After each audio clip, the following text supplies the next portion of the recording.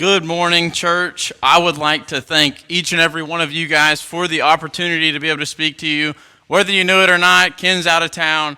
If you're visiting with us, then I'm sorry, but you guys have to deal with me this morning. I've never been nervous speaking, but I'm very nervous this week. And I think it's because Ken just absolutely killed it last week, and I have to follow that. So that's kind of nerve-wracking. So if I'm stuttering through some things, then I apologize. But if you are visiting with us, I would like to let you guys know that you are our honored guest, and that before church I was putting on my Britney Spears mic, so I didn't get to meet you guys. But I would love to meet you guys afterwards. So please stick around, and I would love to meet you guys afterwards. So this morning we're going to be in John chapter 7. So if you guys would like to go ahead and turn to John chapter 7, we're going to be getting there in a little while. I think I know how to work this thing. So this morning we're going to be talking about Sukkot. Now, Sukkot is what is known in John chapter 7 as, whenever we read through John 7, we'll see it as titled the Feast of Booths, if you're reading from the ESV version, which is what I'll be reading, so that's what I'll be saying. But you'll also hear about the Feast of Tabernacles or the Feast of Ingathering. This is all the exact same thing, so you might see a little bit different things depending on what text you're following. But we're going to be looking through John 7 and seeing how the Feast of Booths, how Jesus' interaction through this feast that he's attending. So about this feast of Booths that we read about in John chapter 7, what is this feast? So it was a time for about 8 days whenever the Jewish men would have pilgrimaged into the city of Jerusalem, and they would have spent 8 days there in the city, basically remembering the time that God once provided for them, for their ancestors whenever they were wandering in the desert. They're going back and remembering the things of whenever they were in the desert for years and years and years, their ancestors, that being, how God provided for them, what he was doing for them. And then they go, and now for many years later, they have this feast that is going to basically remind themselves, humble themselves so that they can remember what it is that God once did for them. Okay, and so this would have been one of three major feasts. The other two you're probably a little bit more familiar with, at least the title of. So the Feast of Unleavened Bread, which is also known as Passover. That would have taken place in the springtime, which we know that would have taken place more towards the end of Jesus' life. So even though that happens in the beginning of the calendar year, that's what we read later on throughout the gospel accounts. And then a little bit later on, we have the Feast of Weeks, which would have been around the day of Pentecost, and that would have happened more closer towards the summertime. And then we have what is the Feast of Booths, which is what would have been happening in basically the fall time.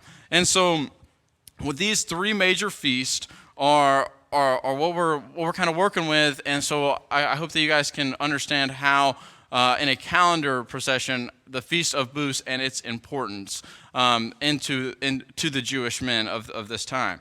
Okay, and so we're going to dig a little bit more into this Jewish feast a little bit later on, but what's really important to know is that it would have been a time whenever the Jews would have gone into the city and they would have been remembering the things that God once provided for them. They would have been living in tents, kind of like what you see on the screen, kind of like that. That's more of like a modern day, because this feast is something that still goes on today. And so, but they would have been living in these temporary structures. That really what was mainly about was that they were living in these temporary structures, and that's what was going on. Okay, and so don't we kind of do that today, where we want to essentially go back into the wilderness, to remember the things that maybe how they used to be, to get rid of maybe how we live today, where we're always hustling and bustling, going to work, going to school, doing all these extra things, and we want to go into basically a place where we can get away from all that, where we can escape, where we can maybe get rid of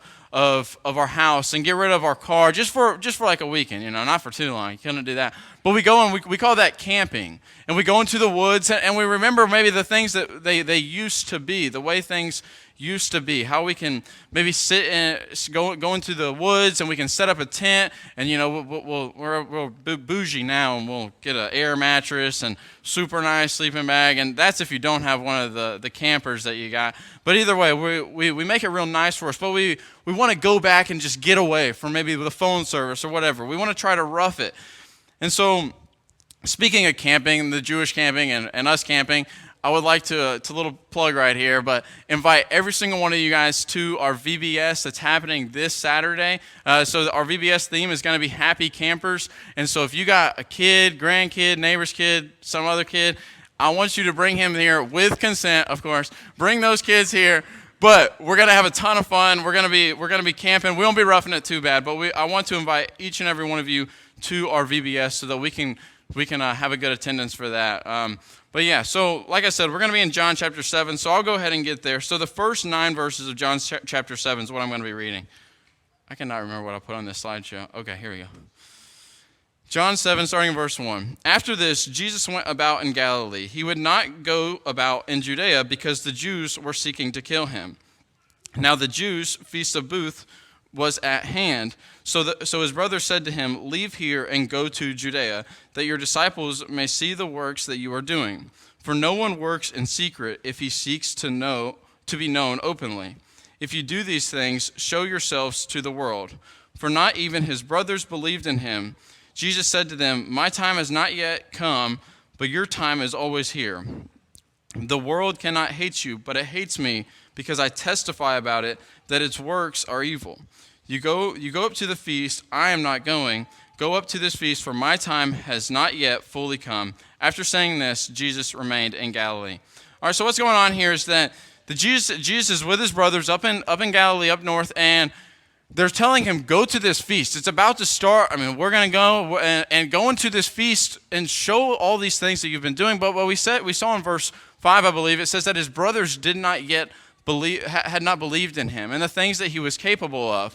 So they're kind of doubting him, saying, "Jesus, we've heard that you fed 5,000 men with some kid's lunch, and we heard that you walked on water, and we heard that people were grabbing the garments of your clothing, and they were touching you, and they were being healed. But we haven't seen that. Jesus, we played kick the can with you at Mom's house, and we scored goals on you all the time. Like, let us go and see these things that you're so said capable of doing.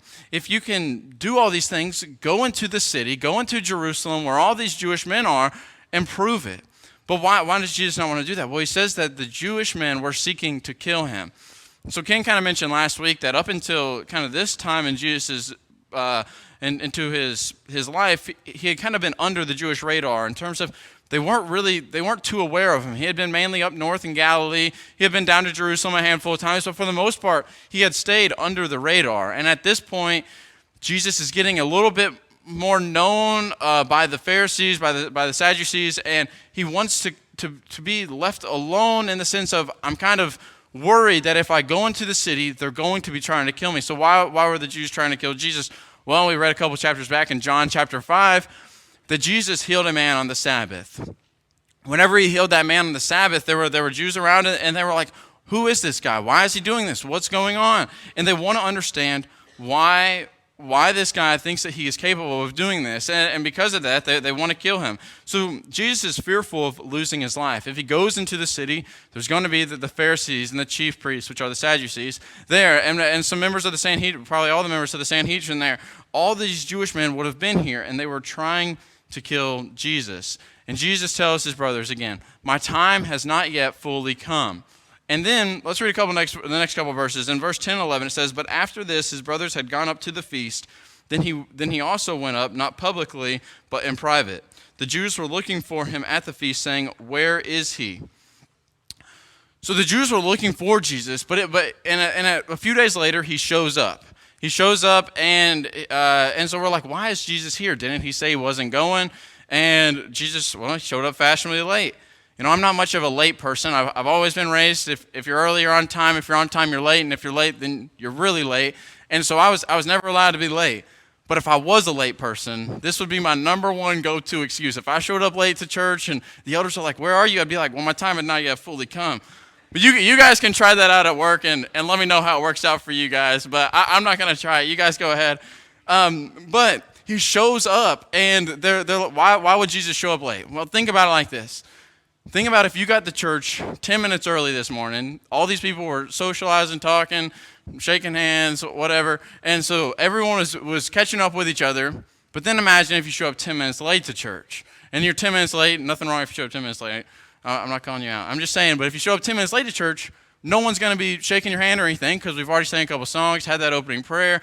That's what Jesus was doing. If they show up to this feast, all these Jewish men maybe haven't seen each other since Pentecost, and some of them maybe have it, some of them maybe haven't, and so they were probably meeting each other, greeting each other, and all these things were going on, and Jesus' presence would have been known, but he shows up late, and then his presence he can be a little bit more under the radar, and we know that the Jewish men are looking for him. It says in verse 10 that the Jewish men were looking for him, saying, "Where is he?" They were looking for Jesus, and so again, he was trying to avoid maybe this just initial reaction of, I'm going to show up here and cause a bunch of trouble, all right? So Jesus, I don't know if y'all can see all that stuff, but the point of me putting this up here is Jesus was up north in Galilee. He would have traveled down south to Jerusalem. And I want to show that this was a real place, a real thing that Jesus would have had to walk through. It would have taken about 3 days. He probably would have taken that middle route, that white line, if you can see that. The other two routes would have avoided Samaria, but we know that Jesus didn't really have much of a problem going through Samaria. And so he would have taken that middle route, and he probably, if you see just north of Samaria is Dothan, so he's probably like, well, all my brothers have been talking about festivals. There's a peanut festival in Dothan. Might stop there real quick. But either way, taking this guy about 3 days to get down here. So he would have been maybe a few days late. If his brothers were getting there on time, he would have been there a little bit late, okay? And that's the reason I say that is to introduce how Jesus is his presence in this festival, okay?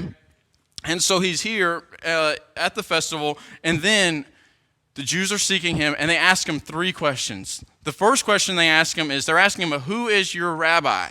And specifically, they say in verse 15, they say, how is it that this man has learned when he has never studied? I don't remember, okay. How is it that this man has learned whenever he has never studied? I'm sure you guys, whenever you were in school, or if you're in school, you guys have that kid who can never study for a test, but he's always fine. Like you've studied for 5 hours for this test. You've made the Quizlet. You've made the flashcards. You've got your mom to quiz you. You've done all this work, and then you walk in, and your friend's like, "Yeah, I didn't study at all. I didn't really do anything." Maybe you're that guy. Or I don't know if those people are lying or if they really don't study. I don't know. But then you walk into the test and you walk out and you're like, I got a 90. Like I can be happy with that. You know, like that's good enough, right? But then Jesus is like, or that one guy is like, I got 100. I didn't study, but I got 100. That's Jesus right here. He's the one guy that didn't have to study, and he knows everything. I mean, he's Jesus, all right? He's that guy who has never studied, but he knows so much. And the Jews don't understand that. They're like, who is your rabbi? How is it that you know these things? I've studied all these things, so how do you know more than me? And we don't even know who your rabbi is. We don't know who your teacher is. But he answers them, and he says, God. He says that God is his rabbi, God is his teacher. And so they're kind of chewing on that question. And then they ask him chewing on that answer, and they ask him another question. They say, where are you from? And essentially, or specifically in verse 27, they say, but you know where this man comes from, and when the Christ appears, no one will know where he comes from. So they're like, where are you from? Well, I thought you were from Nazareth. I thought that you were the Nazarene, and I thought that you were from up north in Galilee, and that doesn't make any sense because if you're the Christ, then we won't know where you're from. We shouldn't know that. And maybe there was some fine lines that the Jews didn't completely understand, but the point was that they were like, we shouldn't know this. We shouldn't know where you're from, but we know that you're from Galilee, from Nazareth, and what good can come from Nazareth, right? And so again, he answers them and he says that I come from the Father.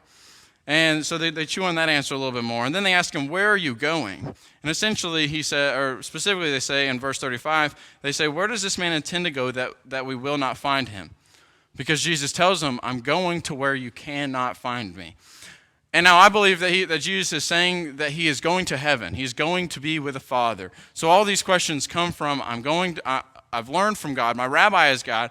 I am from God. I come from the Father, and I'm going back home with my Father. But the Jews do not understand. They think that they're going to learn more about this guy. They're like, this guy keeps on showing up. I'm going to learn a little bit more about him, understand what he's about, what he's doing, all these things, but I'm not understanding. Okay, and so we're going to kind of transition here from where Jesus is being interrogated into another section of what we're talking about. So Jesus says, I'm going to where you cannot find me. Now, personally, if I'm going to where I don't want anyone to find me, I got a place where I don't think anyone's going to find me, but I'm about to ruin it. But if I go to Long Creek, South Carolina, and on the Chattooga River, I don't think anyone's going to find me there, at least no one from down here. So Long Creek, South Carolina, and the Chattooga River is somewhere that is home to me. I spent 2 summers working there as a whitewater raft guide on the Chattooga River, hence my hippie hair. So unlike many rivers in the world, the Chattooga River is a wild and scenic, federally protected river. So what that means is that there is a quarter-mile barrier on each side, and that keeps the river so that there's no houses, there's no roads, there's no buildings, no anything on the Chattooga River. And there's also no dams upstream controlling the flow of the Chattooga River. What that means is that the water level is completely dependent on rainfall, and there's creeks within its watershed that feed that river.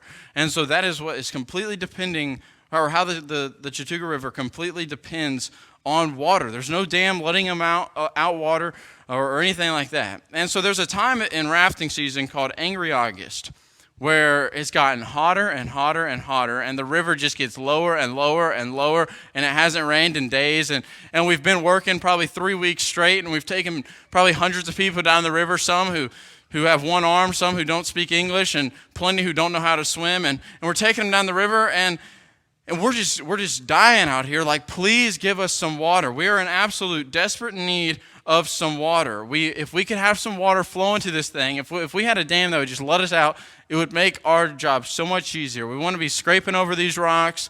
We want to be maneuvering through all these rocks. We could just go down the river and we could all enjoy ourselves rather than just getting burnt to a crisp for the 4th week in a row. We want something new. We want more water. That's what brings life to our river, okay?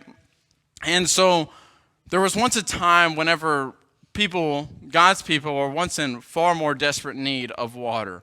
The Israelites were in the desert, and they were in absolute desperate need of water. They didn't need water to make their jobs easier, their lives easier, or anything like that. They needed water to survive, to drink. And God provided for them. God provided for the Israelites whenever they were traveling through the desert.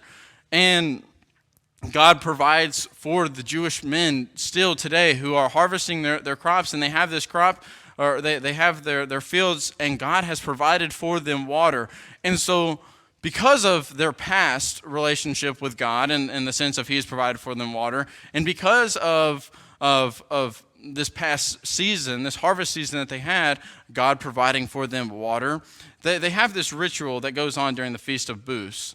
Okay, and so again, the Feast of Booths would have been the fall season. It would have been the end of the harvest.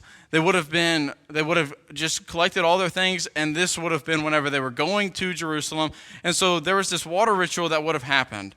Again, the fall season is typically a time of drought. I mean, if you think even around here, usually October is whenever all the burn bans happen and all the ponds drain and all that stuff. So during this water ritual that was going on, basically what would happen is the priest would lead a group of people from the temple down to the Pool of Siloam. Now, there's not really a good image that I could show you here, so ignore like Hezekiah's tunnel and all that stuff. But look at David's place and then look at the Pool of Siloam. Okay, so that it would be leading them out of the city down to the pool, and a priest would be leading them down there, and he would fill up a gold pitcher with water, and he would fill it up from that pool, and the people would be crying, "With joy we draw water out of the wells of salvation. With joy we draw water out of the wells of salvation." That comes from Isaiah chapter 12, verse 3. Again, with joy we draw water out of the wells of salvation. And he would be holding the pitcher above his head, and the priest would lead the people back into the temple, and they would be holding a branch from a palm tree in their right hand, and they would be holding the citrus fruit in their left hand, and they would be chanting, and they would be celebrating their harvest that they had, and they would be chanting Psalms 113 through 118 as they were being led back up into the city. They would be chanting these things over and over again to praise God for what they had. And they would be greeted by trumpet blasts, which is really just a ram's horn, where some of the priests would be back in the city with a ram's horn, blasting them like a trumpet back into the city as they were entering the gates, the water gates, back into the city of Jerusalem. And they would be chanting these things over and over again. And then the priest would pour the water out at the base of the altar of burnt offerings, and people would be shouting praises, and trumpets would be blasting.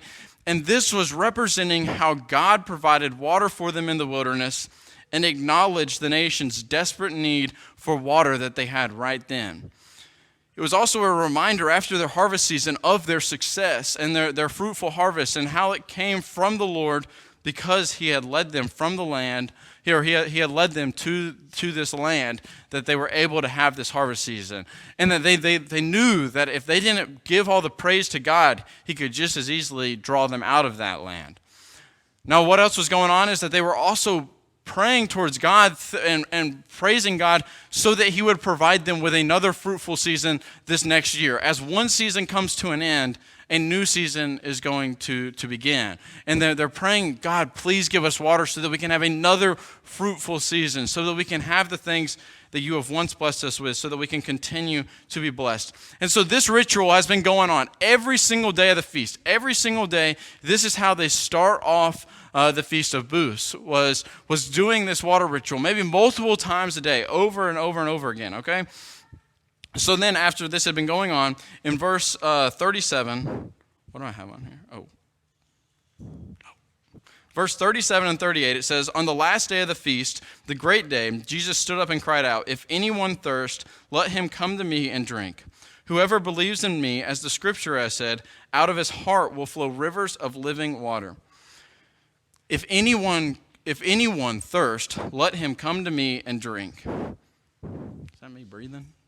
The celebration of the Feast of Tabernacles emphasized how God provided water to Israel in the wilderness on their way to Canaan.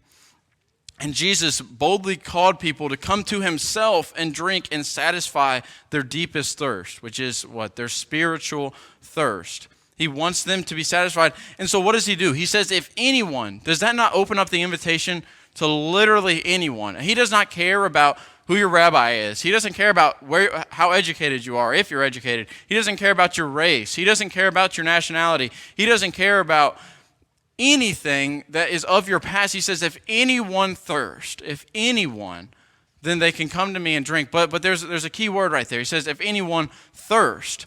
That means that someone must see their need. If you are this anyone, I don't know if that's grammatically correct, but if you are anyone, if you are someone, you must also be thirsting. You must also see the need that you have. There is this thirst. There is a lack of something in your life. There is an emptiness in your life, and Jesus is going to fulfill that. Jesus is going to fulfill that emptiness.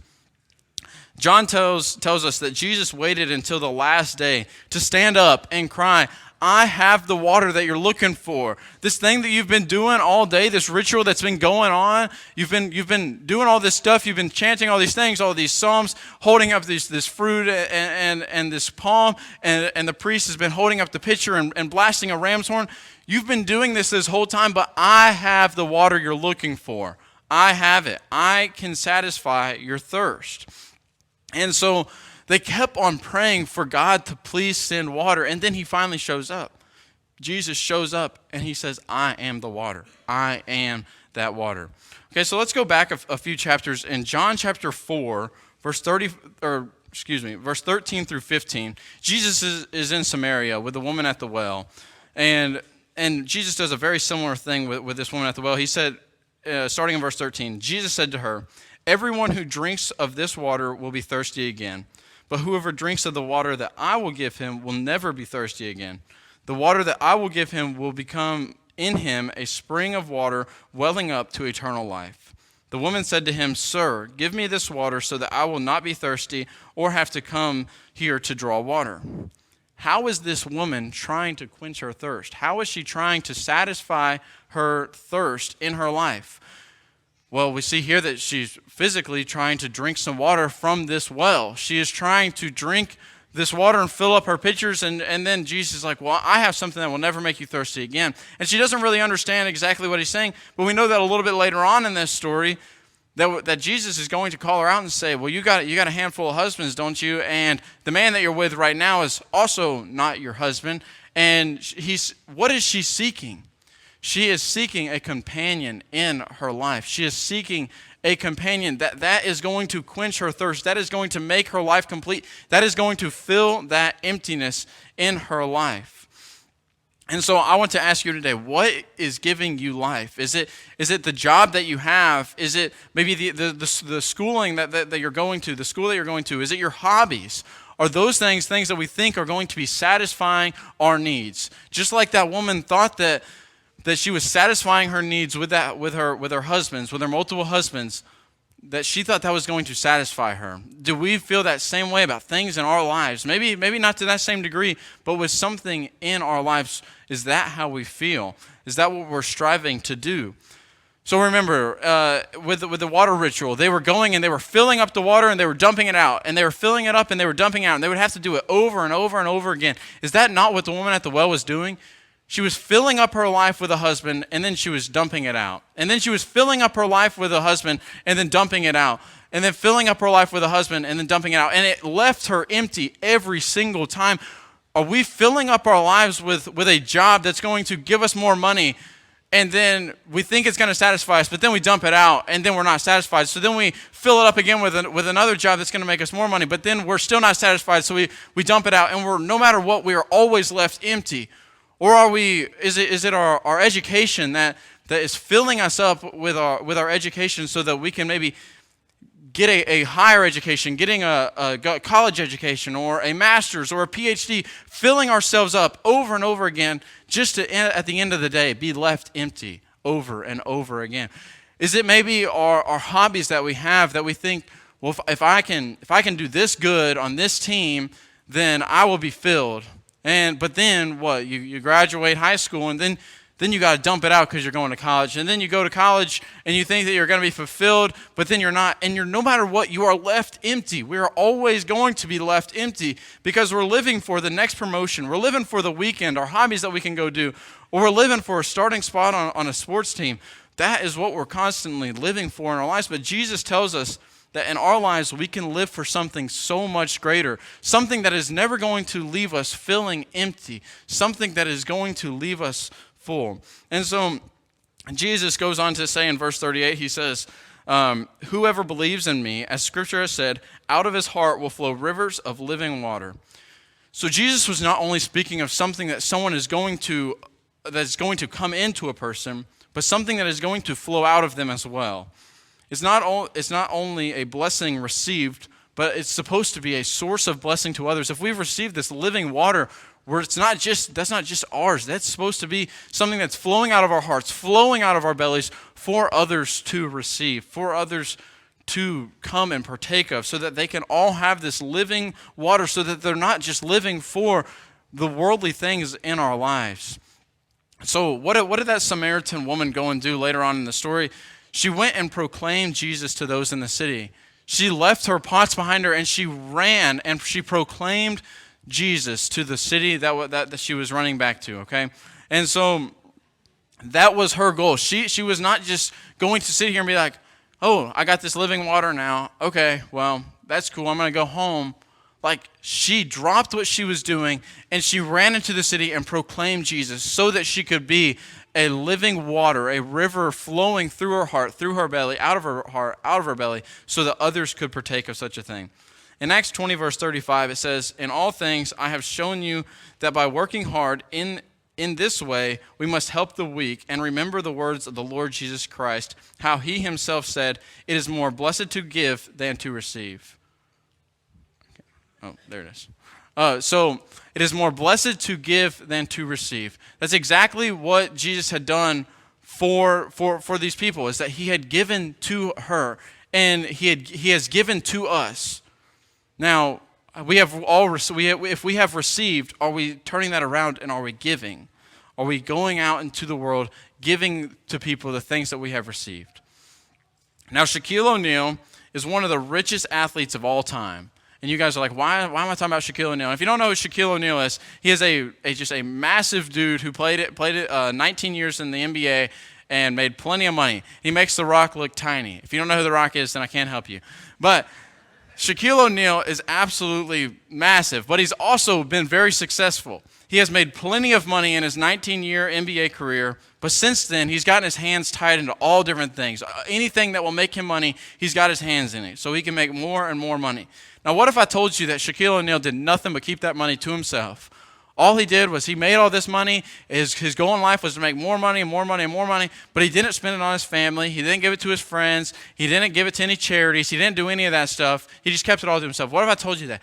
I mean, it's not really our place to say, but we might be like, well, why in the world would he do that? I mean, if I was blessed with his size and I did all that stuff and I worked that hard, I think I'd give at least a little bit of it back, right? I mean that's how we kind of feel about the blessings that he has. We feel like he should give the blessings that he has been given, that he has been blessed with. Well, that's not the case for Shaquille O'Neal. He has been seen many times giving things to people just out of the kindness of his heart. There was a video that went viral of him in a jewelry store, and he walks by the cashier, and a guy's buying an engagement ring or paying off the engagement ring, and he just walks by, and Shaquille O'Neal literally just hands him his credit card, and the cashier takes it and swipes it, and he just bought this guy's engagement ring, which to him, that's probably nothing but pocket change, but he made that guy's day. He blessed that guy because he himself has been blessed. Okay, and so I was not going to lie. Whenever I was buying Courtney's engagement ring, I was really, really hoping Shaquille O'Neal was going to show up and just be like, here you guys go, but it didn't happen. But he was interviewed after this, and he said, this is something I do every day. I'm just trying to make people smile. And then O'Neal continued to say, I don't do these kind of gestures for publicity, and I normally wouldn't have even talked about it if it hadn't had gone viral. I'm into making people happy, so whenever I leave the house, I just try to do a good deed. I'm just trying to do a good deed.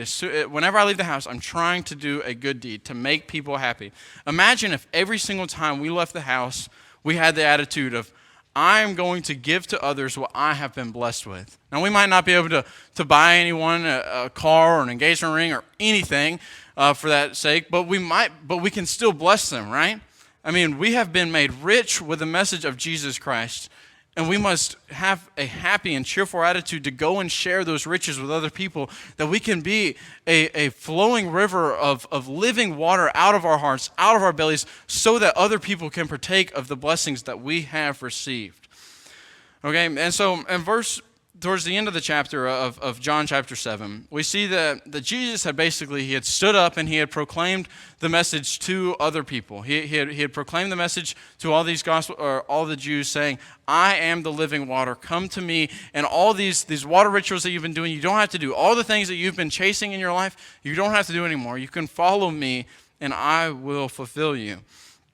But at the end of the chapter, we kind of see the crowd's reaction. Some thought that Jesus was the Christ, while others were still caught up in where he was from. Where is this guy from? Are you from Nazareth? What are you doing? What's your purpose? You said you were from heaven. What does that mean? I don't get it. And they're still trying to understand. But some people accepted this guy is a prophet. This guy is the Son of God. And so there were others there who wanted Jesus arrested, while others found it best not to arrest him. They're like, if we arrest this guy, we're really this could come back to bite us. Like, there's something different about this guy. We're not gonna do it. But again, there were people who still wanted to arrest Jesus.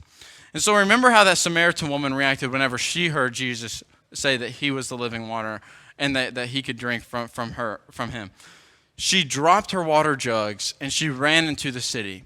What are our water jugs in our life? What are the water pitchers or whatever? What are the things in our life that we're trying to use to fill up, to quench our thirst? That we're trying to fill with something so that we can be satisfied. What are those things in our lives?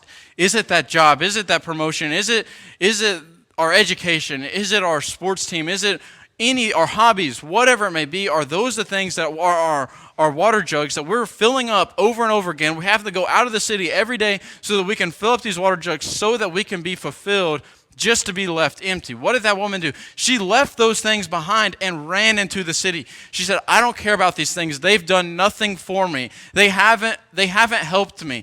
Yeah, they've quenched her thirst, but guess what? She was still left feeling thirsty, and she had to keep on doing that. She left those things behind her and ran into the city. The things that she thought were filling her life, she left behind so that she could go and proclaim the message of Jesus Christ. She wasn't holding on to those things. And that's what she was wanting to do, what she was striving to do, so that she could teach the message of Jesus. Many of us have been blessed with this living water that saves us. But how are we going to take that living water and how are we going to share that to others? How are we going to be a river of living water that flows out of our hearts, that flows out of our bellies, so that other people can see that, so that other people want what we have? They don't want maybe the riches of this world that everyone else chases. They want the riches that God can give them, that Jesus can bless them with. So if you need the prayers of the church, then we would love to pray for you so that we can all work together, so that we can strengthen and grow this body of Christ. But also for those who have heard that Jesus can satisfy you and that he can give you this living water, that he can change your life, that he can make your life complete, that he can make it so that you no longer feel empty, so that you no longer have this void in your life, then I hope that you react to his message in a way that you want to put on Christ through baptism and be born again with a new life where you want to follow Jesus and proclaim his message to others. So if we can help you in any way, then I ask that you come forward as together we stand and as we sing.